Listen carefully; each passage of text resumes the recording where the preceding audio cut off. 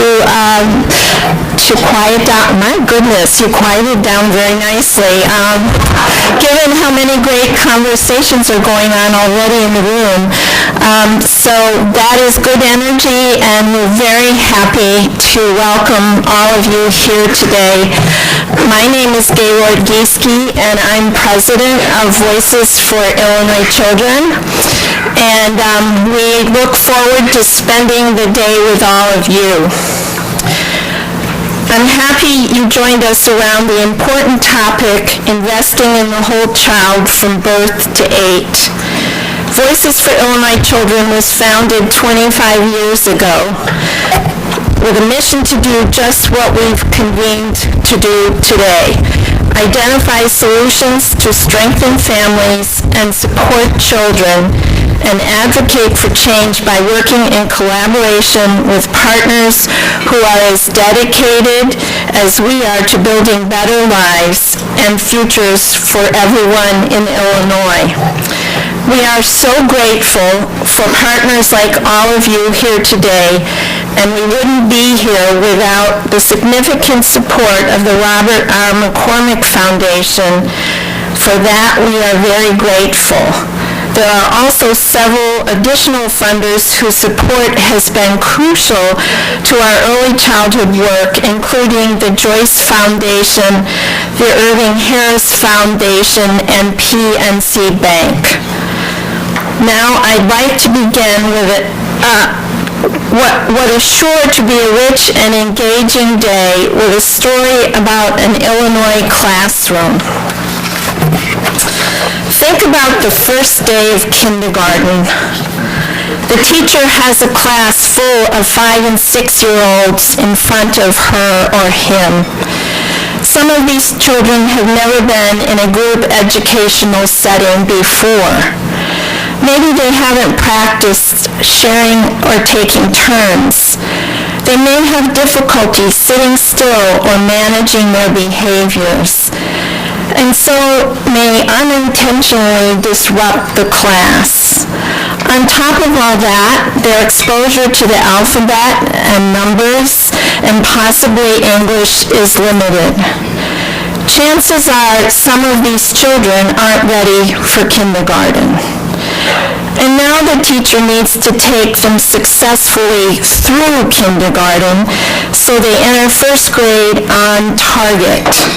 And she needs to do this while encouraging, teaching, and cultivating a love of learning in the entire class as well, so that her whole class enters first grade on target. So what do? We strive to make sure all children have the experiences they need at the right time, so that each year of their lives they are learning and growing and ready for the new challenges of the next year. We don't want them to fall behind. Each year that they do fall behind, it is much harder for them to catch up.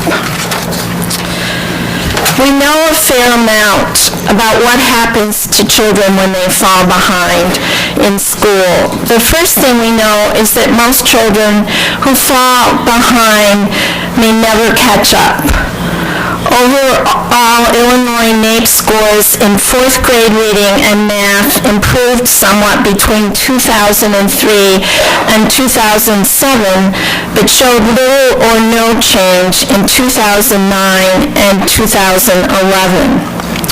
About half the achievement gap between African American high school students and white high school students in reading and math could be explained by skill differences these children had at the start of their school careers. In 2011, high school graduation rates in Illinois were 89% for white students, 74% for African American students, 77% for Latinos, and 92% for Asians. Supporting children so they do catch up can also be costly. A report commissioned in 2011 by Voices, Illinois Action for Children, and the Ounce of Prevention Fund found that Illinois spends an additional $7 million a year alone in preventable special education, grade retention, and teacher turnover costs when children enter school unprepared. We also know we have to provide students with strong academic and social-emotional foundation by the end of third grade to conquer increasingly complex and difficult material and challenges. Third grade is a critical point in a child's education. It is particularly crucial that children master the transformation from learning to read to reading to learn. This transition sets the stage for the rest of their education experience. But addressing the complicated needs of students goes far beyond the school walls. We also know that improving a child's success in school means addressing more than the child's educational experience. Many children in Illinois are fortunate to live in just the kinds of families and communities and school districts we propose for all children. But what about the far too many children who don't? What are their worries? What is their reality? How many Illinois children have moderate or severe chronic health conditions? Approximately 300,000. How many live in neighborhoods that are not usually safe? Well over 500,000. How many live in poverty? 658,000.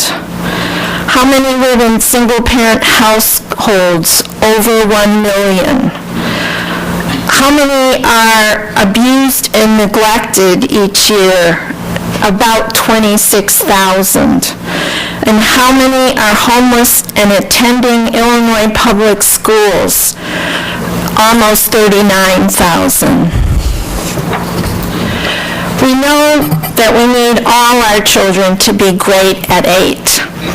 Children who are graded A are mastering grade-level academics by receiving an education that builds on their abilities and strengthens areas where they need support. Learning the social-emotional skills that enable them to function well in school and in life. They are physically and emotionally healthy. They are supported by involved parents and teachers who are working together for the success of each student. They are fully embraced by their communities and able to participate in the routines and rituals of childhood.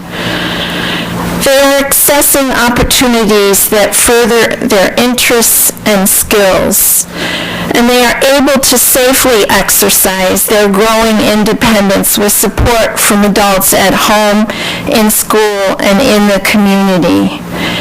At today's summit, we will think hard and share ideas about how we can work together to ensure that all children are successful. Voice's approach to child advocacy has always recognized that children are nestled in families which are a part of communities. We cannot build better lives for children without supporting their families and their communities. Preparing children for success in school and life requires that we address their health, their education, and the strength of their families and communities. As this graphic from one of our initial graded 8 publications entitled All Systems Go illustrates, you can access All Systems Go from the graded 8 section of our website. Research for another publication, What Illinois Parents Say About Investing in Young Children, which is included in your folders and also on the website, included 13 focus groups from across the state with 150 parents.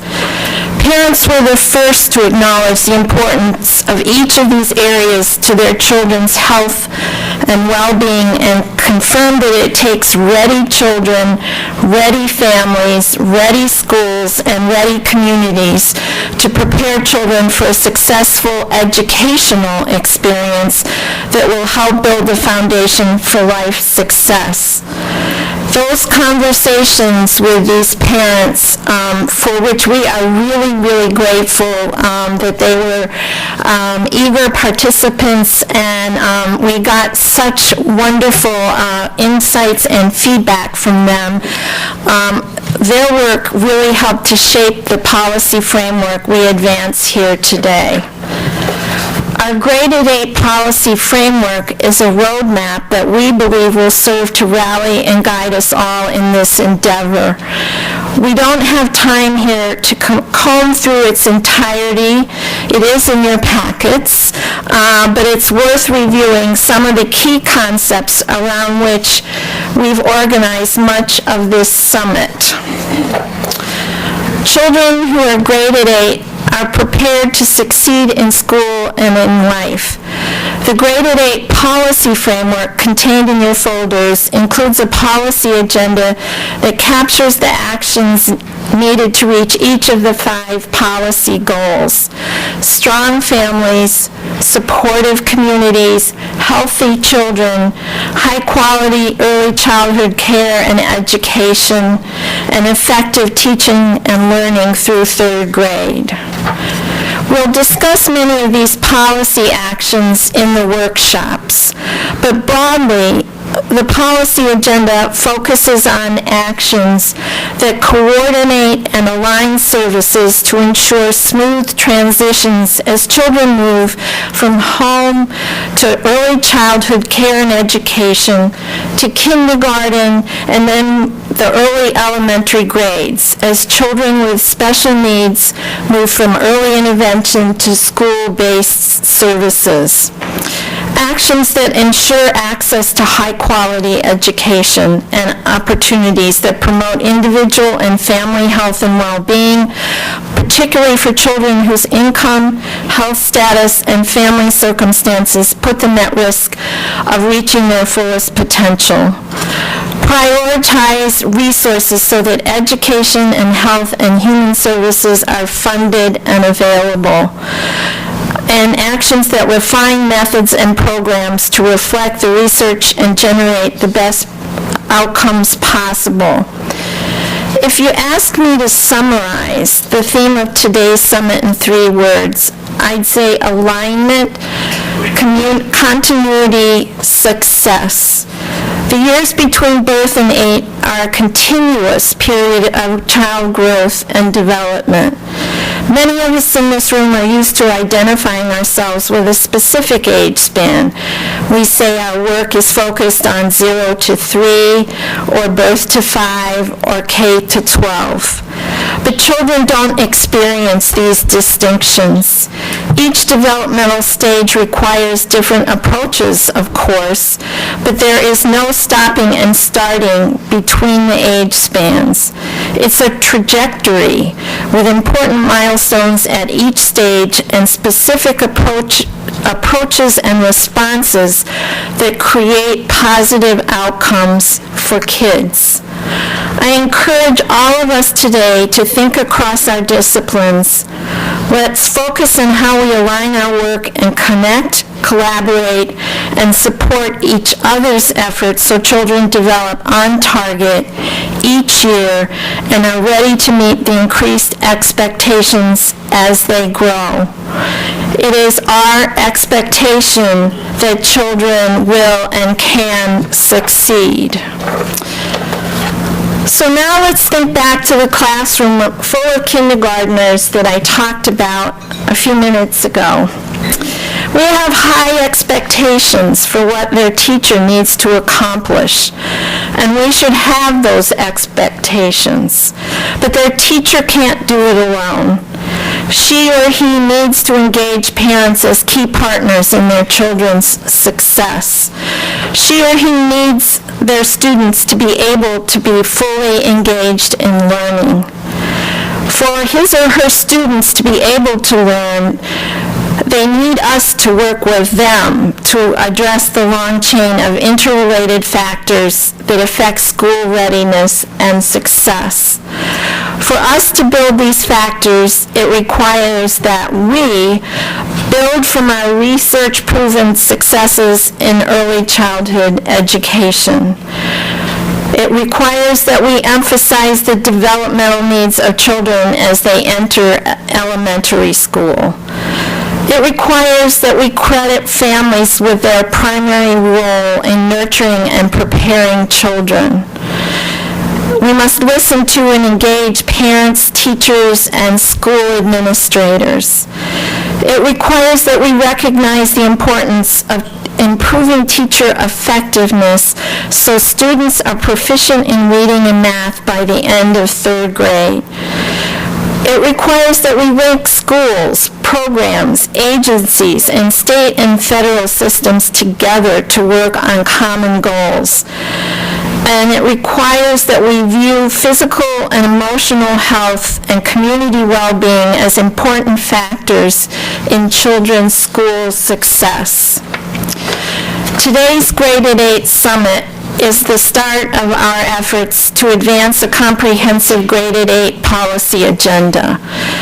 The shape our efforts take going forward is greatly influenced by all of you. I encourage you as you listen to our keynote speakers, attend a workshop, and ask questions of our plenary panel to think about how you can contribute to this effort and what next steps will help you most in your work. We want to build a Graded 8 network that fosters this continuous, aligned, and comprehensive approach to preparing our children for success by the end of third grade. And we want to do it in a way that best supports your work.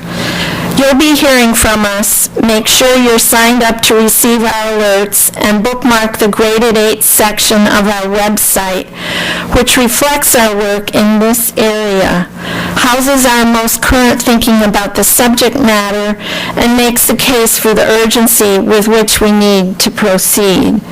We hope we will hear from you, too, throughout the day today, and then as we move forward to make progress in what we anticipate that after today will be an even stronger shared agenda to help kids and families in Illinois.